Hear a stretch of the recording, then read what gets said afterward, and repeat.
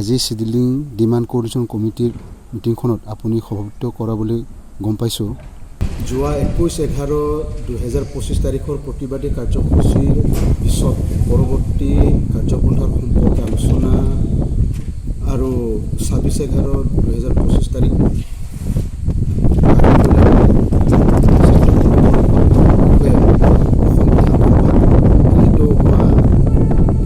পৰৱৰ্তী কাৰ্যসূচীৰ বিষয়ে আজি আপোনালোকৰ মাজত এখনি সভা অনুষ্ঠিত হোৱা বুলি গম পাইছোঁ।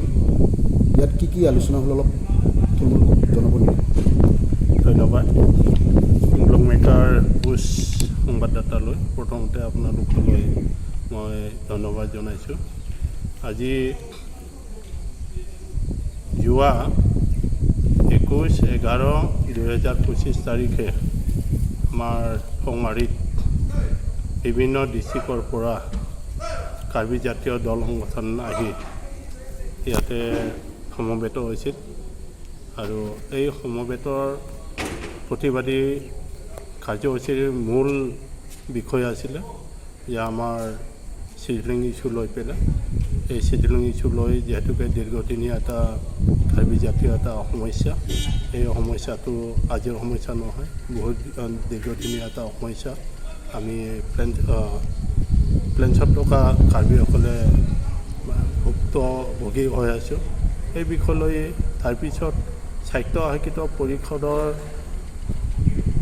যিটো গঠনৰ বিষয়, এই গঠনৰ বিষয় লৈ পেলাই আমি এটা প্ৰতিবাদী কাৰ্যসূচী লৈছিলোঁ।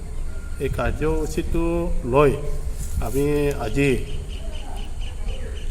আকৌ পুনৰবাৰ হোজাই, নগাঁও, মৰিগাঁও, বিশ্বনাথৰ আৰু তাৰপিছত কামৰূপৰ যিখিনি দল সংগঠন আছে, প্ৰত্যেকটো দল সংগঠন লৈ পেলাই আজি কঙাৰীত এখনি সৰ্বদলীয় এখন মিটিং হৈছিলে।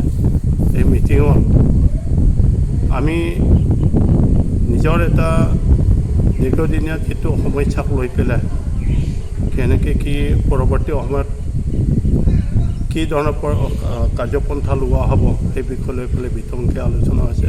এই লৈ পেলাই বিভিন্ন ধৰণৰ বিষয়ববীয়াসকলে খুব ধুনীয়াকৈ তেখেতসকলৰ বক্তব্য আগবাঢ়ি গৈছে আৰু আমি এইটো আশাবাদী চিডলিং ইছ্যুটো সম্পূৰ্ণ নোহোৱালৈকে আমাৰ সংগ্ৰাম সদায় চলি থাকিব। যেতিয়া চিডলিং ইছ্যুটো সম্পূৰ্ণভাৱে আমি প্ৰাপ্তি হ'ম, তেতিয়া আমি এই সংগ্ৰামখিনি সমাপ্ত কৰিম। আৰু মূল কথা হৈছে কি, চিডলিং ইছ্যু লৈ পেলাই যিহেতুকে আমাৰ দীৰ্ঘদিনীয়া এটা সমস্যা, এই সমস্যা লৈ পেলাই আজি এই সভাখনত প্ৰত্যেকটো দল সংগঠনে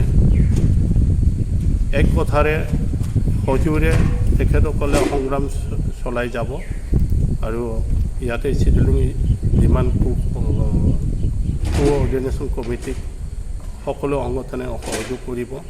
এই